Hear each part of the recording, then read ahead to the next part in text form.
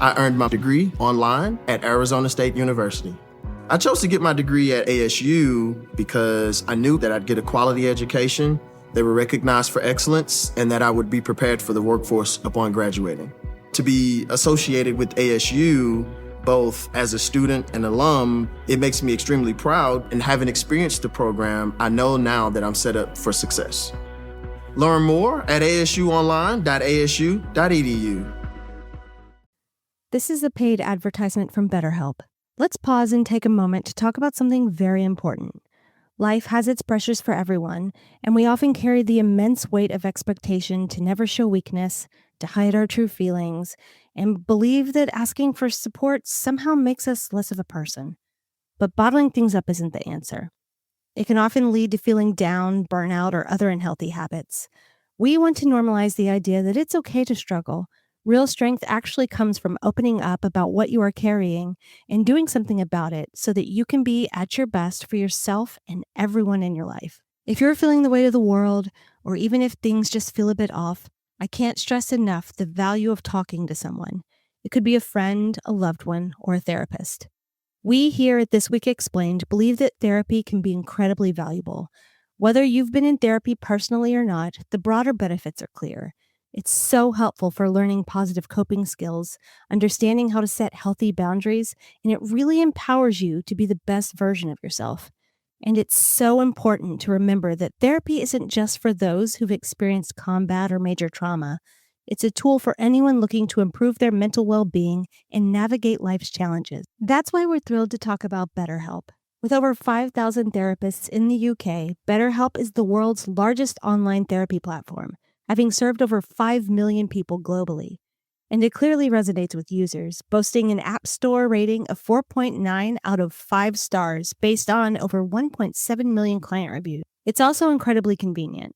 You can connect with a therapist at the click of a button, helping you fit therapy into your busy schedule. And you can even switch therapists at any time if you feel it's not the right fit. And here's something special for our listeners. As the largest online therapy provider in the world, BetterHelp is offering our listeners 10% off their first month. What are you waiting for? Talk it out with BetterHelp. Once again, our listeners get 10% off their first month by going to betterhelp.com/thisweek. That's BetterHelp.com/thisweek. Tired of feeling overwhelmed by the headlines? Want to truly understand the why behind the global chaos? Then you are in the right place. Welcome to This Week Explained, your weekly deep dive into the most complex and impactful stories shaping our world.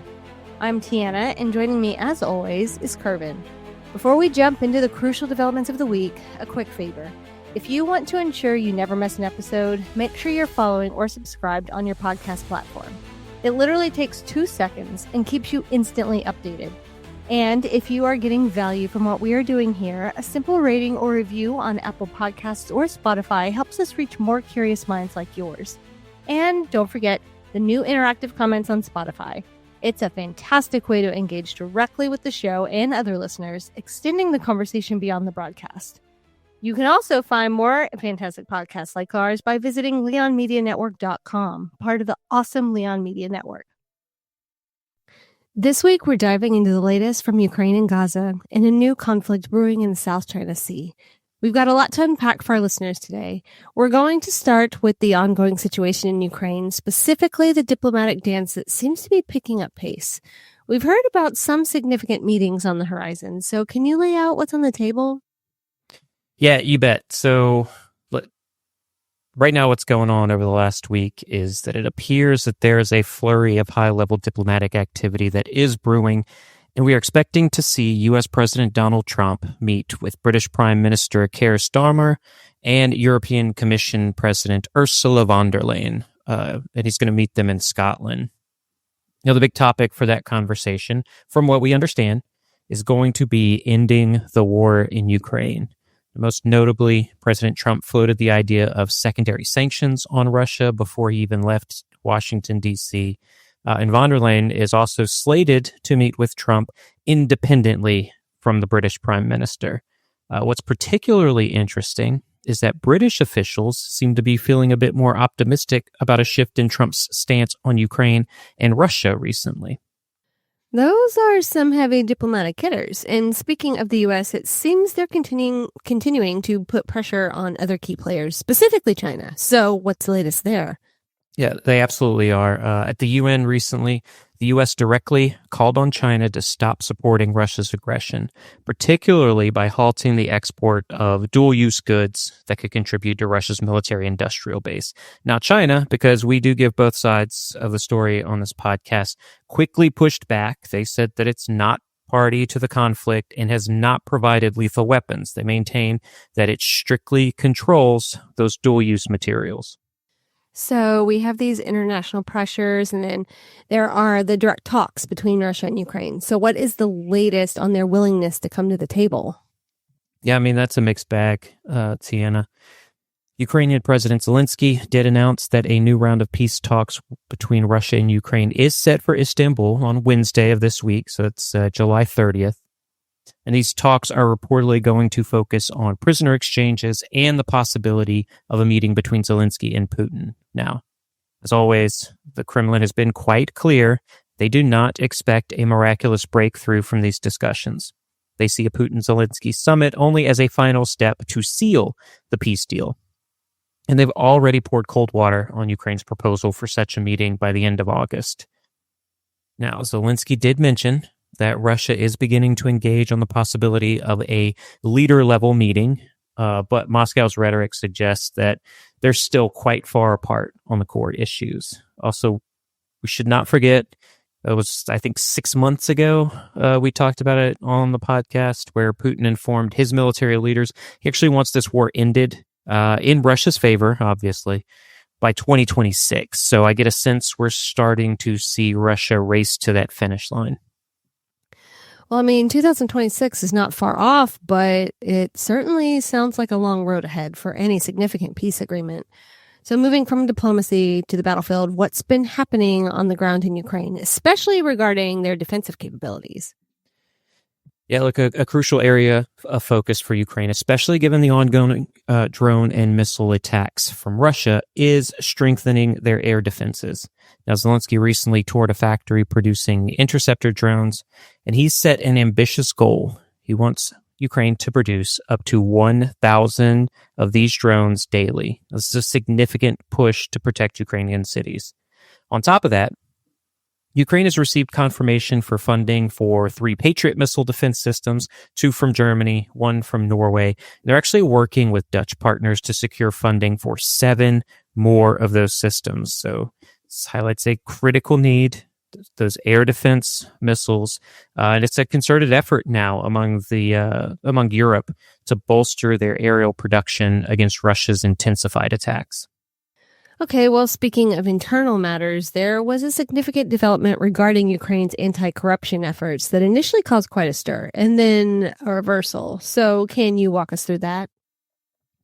Yeah, and I may have been out of the loop for a few days, especially within what the media is posting, but I actually saw a lot of this through personal sources. I didn't really see much of it in the media this past week, but I do think it was quite significant that President Zelensky signed this new bill. This bill would curb the independence of anti-corruption institutions in the country of Ukraine. And obviously that drew heavy criticism domestically because it is perceived to effectively strip Ukraine's key anti-corruption bodies of its independence. They would do this by granting the prosecutor general more control over investigations as opposed to these anti-corruption bodies. Now this move, which Zelensky claimed was to clear out Russian influence, much like we talk about with national security in Ukraine. If you talk about Russian influence, you can get some votes pretty easily there.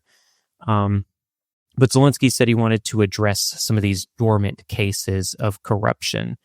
It did spark widespread protests across Ukrainian cities. It's the largest anti-government demonstrations since the 2022 invasion by Russia. But this wasn't just a domestic issue. It also raised serious alarms among Ukraine's Western allies who had pushed for the establishment of these independent anti-corruption agencies. And they did this as a precondition for the aid that is being sent, as well as future EU membership.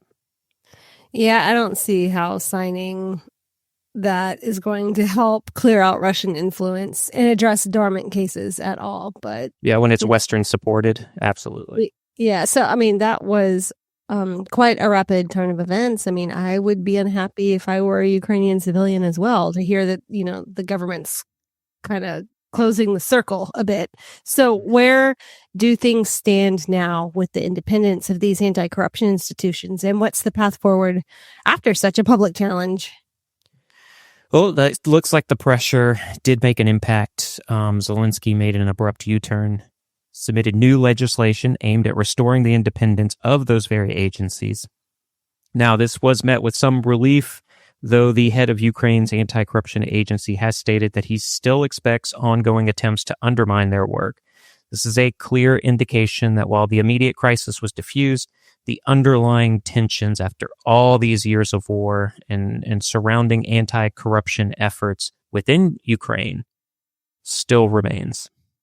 It really highlights how complex the internal and external pressures are for Ukraine right now.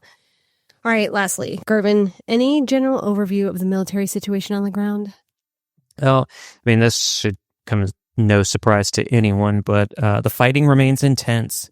Ukrainian forces are reporting fierce fighting in the east of Ukraine, which has some key logistic hubs that Russia wants. And Russia has been claiming the capture of villages in those very eastern areas. I also saw reports of Ukrainian forces continuing to operate in the northern Sumy region. That's where Russian troops have established a foothold, and where there are claims of both advances and retractions from both sides, but you can never know depending on who's reporting where those forces are. So after 2.5 years almost, the fighting remains intense, with the end to this war a very, very distant thought.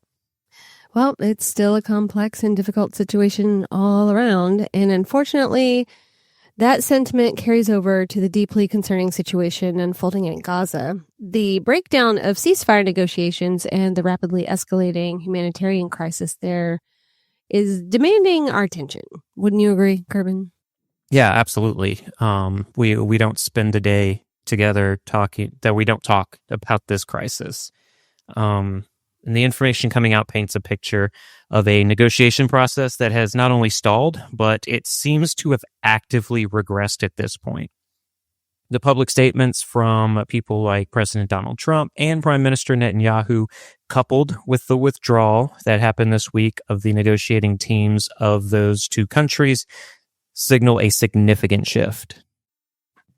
Right, like Trump's blunt assessment that Hamas didn't really want to make a deal, and Netanyahu echoing the consideration of alternative options after the U.S. and Israel pulled their negotiators from Qatar. So what does that tell us from an analytical standpoint about the perceived intentions on both sides? I mean, it feels to me like the U.S. and Israel are actually just done negotiating. So you remember last week we talked about the ultimatums from Hamas, that if Israel doesn't negotiate in good faith, they're done. Hamas is leaving. Well, we're now seeing Israel and its allies, most notably the United States, call their bluff on that.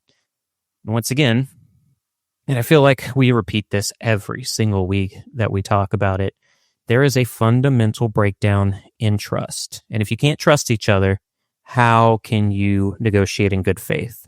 I don't think that's possible.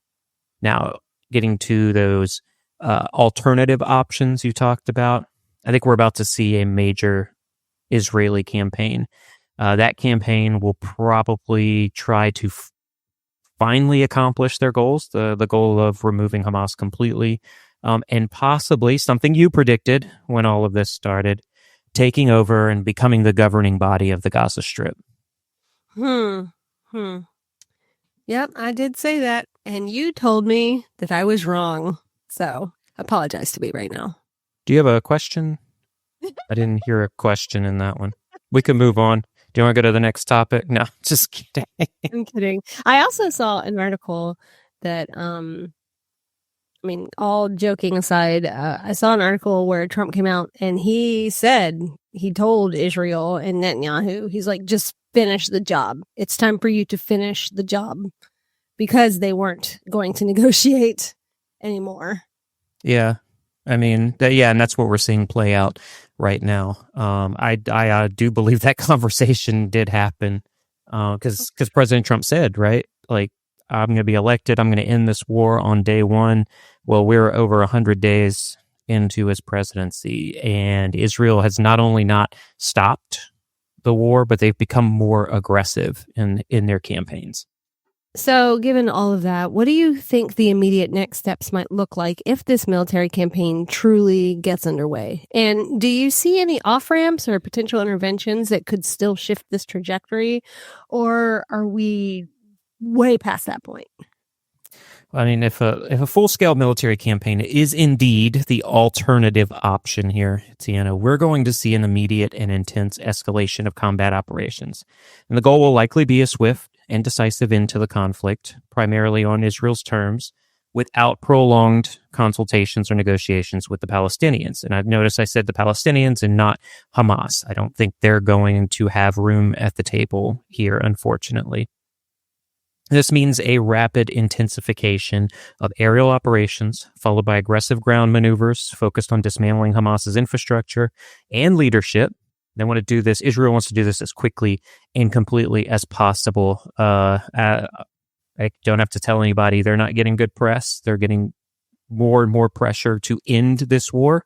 And the way to do that, I think, is they're just going to intensify it until it ends very quickly. Now, I would expect a rapid push to control key areas within Gaza, make buffer zones, all aimed at achieving their objective in very short order. And as for off-ramps, are there any left, or is the momentum too strong now? Yeah, right now I think it's just incredibly difficult to find off-ramps. The trust deficit here is so severe, and the public commitments from both sides are so firm. I think a significant external intervention from a major international player or a dramatic shift in the internal political calculations of either side would be required to change anything. Honestly, given the current climate and the sense that negotiations have truly broken down, those seem increasingly unlikely in the immediate term. Now, the window for easy diplomatic solutions appears to have closed, and that leaves us with a very narrow path forward. I think the only thing that might shift the trajectory would be an unforeseen, significant external event that completely reorders priorities for the major players involved. And the major players I'm talking about are like the US, China, Russia, Iran. And so I'm thinking literal World War III would be the only thing that changes this. But as it stands, it feels like we're on a predetermined course here. All right, so let's talk about Hamas, though, because they expressed surprise at the U.S. envoy's negative remarks and maintained that they were close to a breakthrough. So how do we reconcile these vastly different narratives? Yeah, look, I'd expect nothing less, frankly, and that's not a dig at Hamas specifically.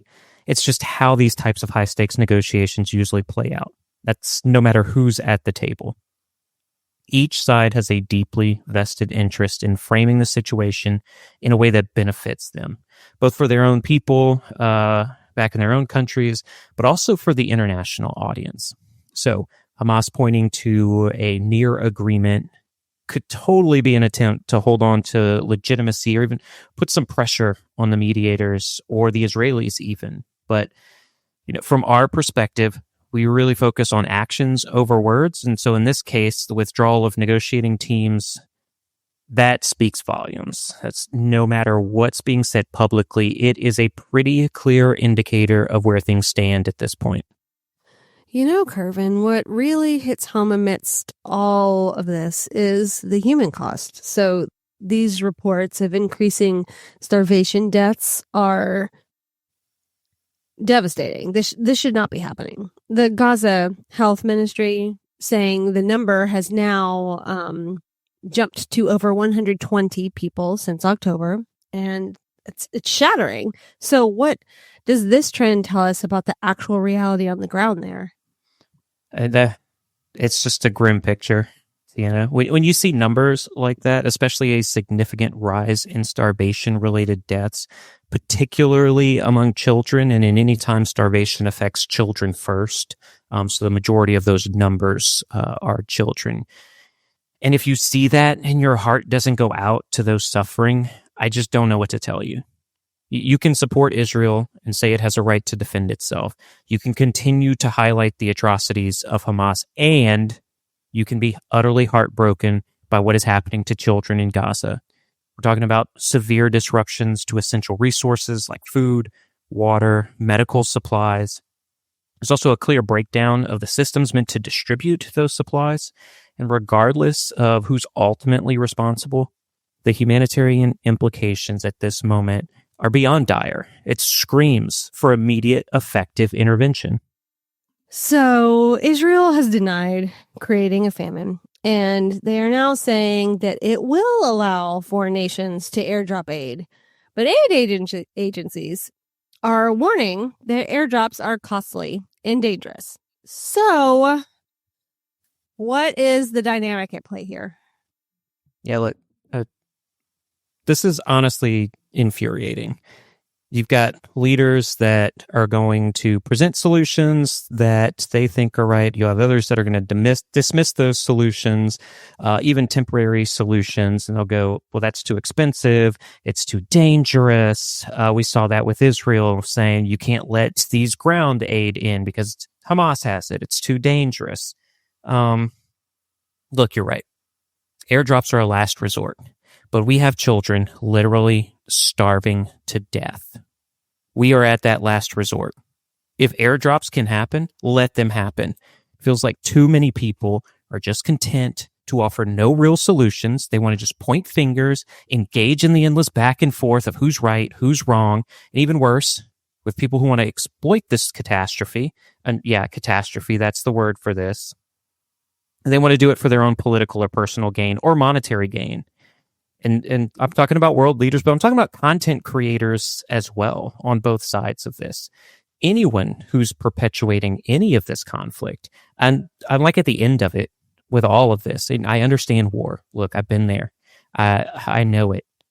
You personally, Tian, have seen pictures of me with children in those combat zones. And not once, not for a single second did I ever think, let me just let them suffer because their parents brought them into this place and time for whatever reason.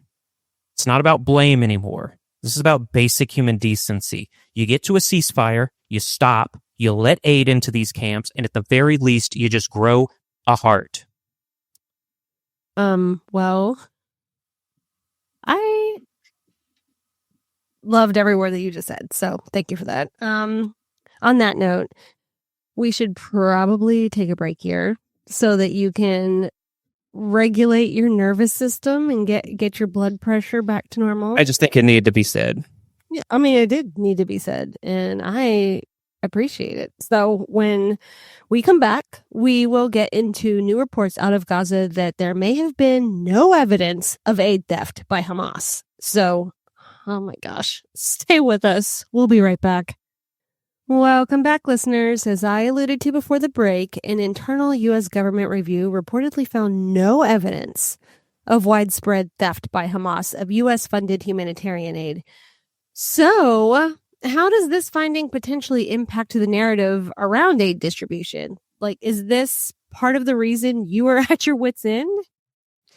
It could be. It absolutely could be why I'm at my wit's end, but maybe not for the reason that some might think. You know, accusations of aid diversion have so often been used to justify restricting the aid flows, right? That's what Israel always says. We talked about that just a few minutes ago. And this is things that we've talked about on this very podcast, that Hamas was taking the aid and selling it to people in need. We certainly have. It's been a recurring theme, unfortunately.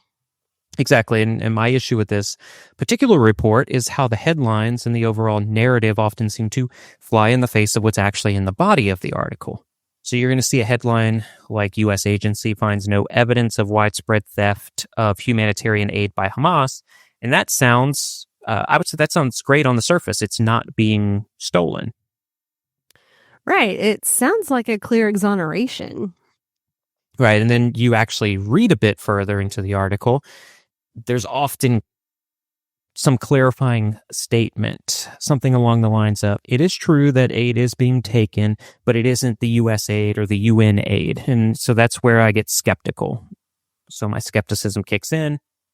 We've also reported on the documented infiltration of the UN relief efforts by Hamas. So if aid is being taken and Hamas has influence or control within some of these distribution channels, then is it really theft when you're taking something you already largely control? Oh, okay. So in essence, the very framing of the report, while technically accurate in its narrow finding, it could be misleading about the broader reality of aid reaching those who need it. So it seems designed to alleviate pressure rather than truly clarify the situation.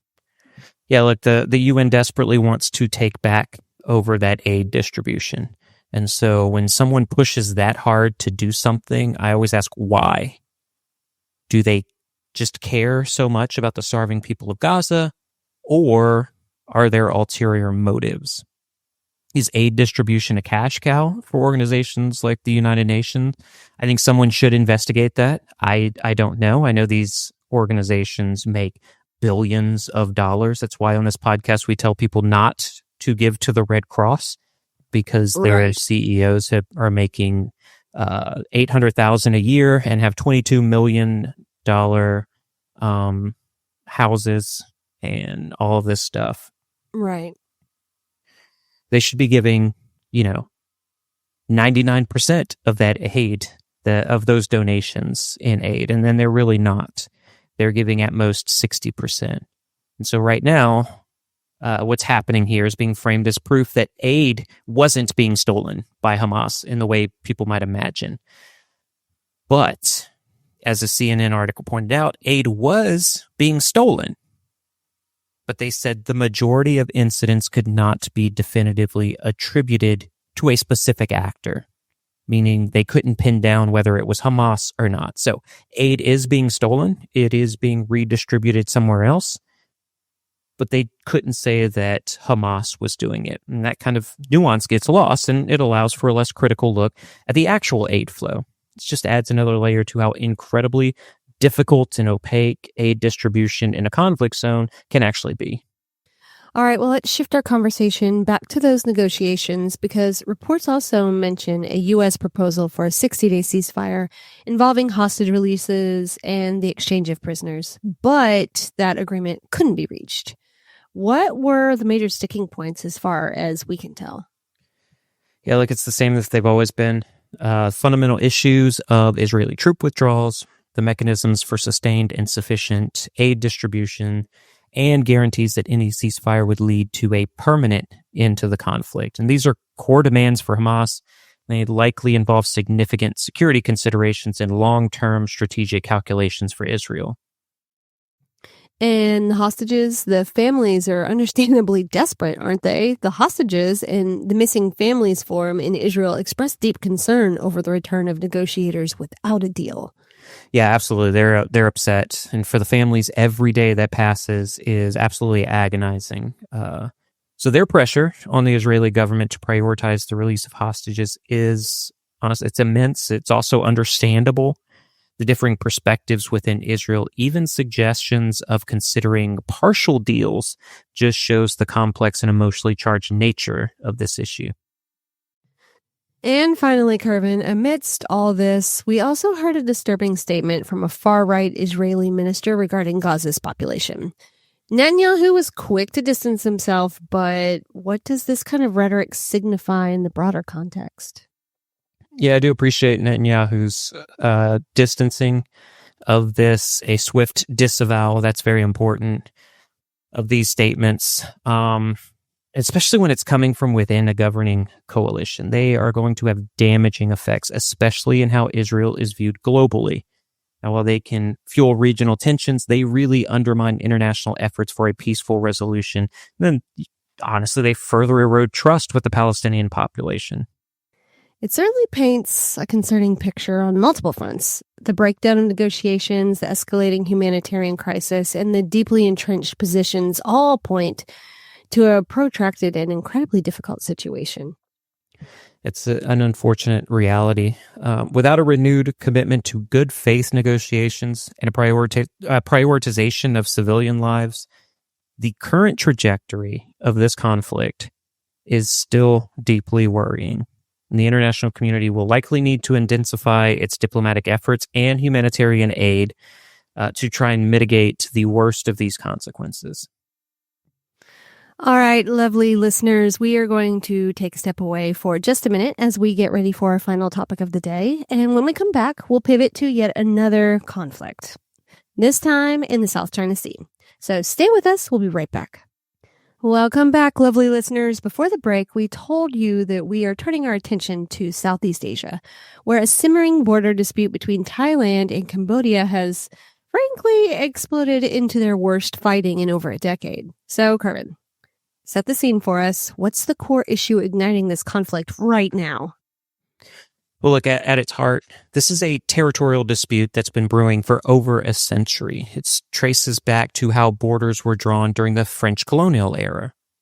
Now, while there have been sporadic clashes over the last few years, the current hostilities escalated significantly after a Cambodian soldier was killed back in May. So this isn't, while the intensification is new, it actually goes back a couple of months to the month of May. And since then, we've seen a rapid deterioration, culminating in last Thursday's outbreak of heavy fighting along multiple points of the shared borders of those countries. And heavy fighting sounds like an understatement. We've seen reports of artillery exchanges and even aerial engagements. So what is the human cost that we're looking at so far? Well, both sides have reported significant casualties. We've seen over 30 people killed. That's both military and civilian. And beyond that, we've seen the displacement numbers at a staggering rate. Nearly 200,000 people have been forced to flee their homes on both sides of the border. And it's yet another humanitarian crisis unfolding alongside this military crisis. So both countries are blaming each other for initiating these latest clashes, right? And we are seeing some serious accusations on both sides. What are you hearing? Yeah, look, and we always say take it, take it how you want, depending on who's telling you this stuff. But Thailand claims the conflict began with Cambodian military drones conducting surveillance. And they followed that with ground incursions. So they're saying the Cambodian military did ground incursions after these drone surveillance. Now, Cambodia, on the other hand, alleges that Thai soldiers violated a prior agreement by advancing on a disputed temple site. What's particularly concerning are the accusations of tactics being employed. Thailand claims Cambodia is firing into civilian areas, and Cambodia is accusing Thailand of using cluster munitions, which, as we've talked about on this podcast before, those are banned in much of the world due to their indiscriminate effect. Now, Thailand has not commented on that specific accusation. What about the efforts to de-escalate? Has there been any movement towards a ceasefire or mediation? Yeah, look, as with the other two topics today, that's where things get complicated. So Cambodia has formally called for an immediate and unconditional ceasefire.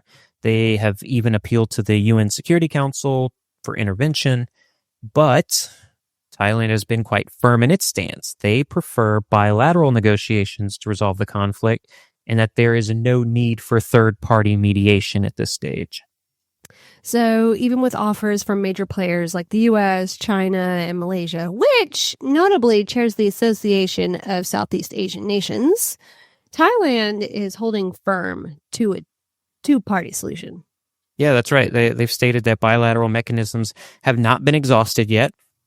They made it clear that Cambodia must cease the violence first before any talks can truly proceed. Remember, we talked last week, that goes back to, okay, who does it, who stops first? Who's going to stop the shooting first? I even saw a report from Cambodia's Prime Minister that an initial ceasefire proposal from Malaysia was agreed upon by both nations, but Thailand later reversed its decision. Also, the capital, Bangkok, did not publicly comment on that claim. They're being very close-lipped about this, and it shows a very clear divergence in their approaches to resolution here. This brings us to the capabilities of these two militaries. So, Carbon, you've looked at the numbers and the affiliations. So how do the armed forces of Thailand and Cambodia stack up against each other? Well, there's quite a bit of contrast here. So Thailand, as a longstanding U.S. ally, possesses a significantly larger and more advanced military. It's probably 3 times the active duty personnel compared to Cambodia. And their air force is considered one of the best equipped and trained in Southeast Asia. They have modern fighter jets like the Swedish Gripen and the F-16s. They also have a substantial advantage in terms of ground forces and artillery. And Cambodia, on the other hand, relies heavily on a different major power. Absolutely. And so here's where things start coming into focus. So Cambodia's military is much younger. They are heavily reliant on China for defense equipment and support. Beijing has become a key supplier and has even developed a naval base for Cambodia. That naval base is capable of hosting Chinese aircraft carriers. They also conduct annual joint military exercises, signaling a deep and growing defense relationship between those two countries. Now, Cambodia simply lacks the ability to design or manufacture its own modern equipment. So while Thailand has the quantitative and qualitative edge, especially in air power, are there any factors that might balance that out even slightly in this specific conflict? That's absolutely a great question. And it's quite interesting how the terrain plays a role here. While Thailand certainly has the upper hand with its superior air power and long-range artillery, the disputed border itself seems to favor Cambodia. This means Cambodian forces could use tactics like landmines and booby traps, which would make it a lot tougher for Thai ground forces to advance. So Thailand might end up relying more on those longer range assets that it has. This conflict isn't just a local issue either, is it? It actually has much broader implications for the Indo-Pacific, especially when we think about the strategic competition between the United States and China. So how do you think this fits into that larger geopolitical puzzle? Now, I think this is a critical test for that. So for China, this conflict presents a dual opportunity. Beijing right now has positioned itself as a potential mediator that could enhance its regional credibility and deepen its influence. This is especially true given its close ties with Cambodia. Now, a successful mediation would demonstrate China's community with a shared future approach. This is something that they've been pushing globally, even with the Russia-Ukraine conflict. And it potentially would expand China's network of partners. Now, prolonged instability is also a risk for China's economic projects in the region. We're talking the Belt and Road Initiative, which Cambodia is a part of. China prefers stability here, and they certainly want to avoid any perception of a proxy conflict where U.S. allied Thailand is clashing with China-backed Cambodia.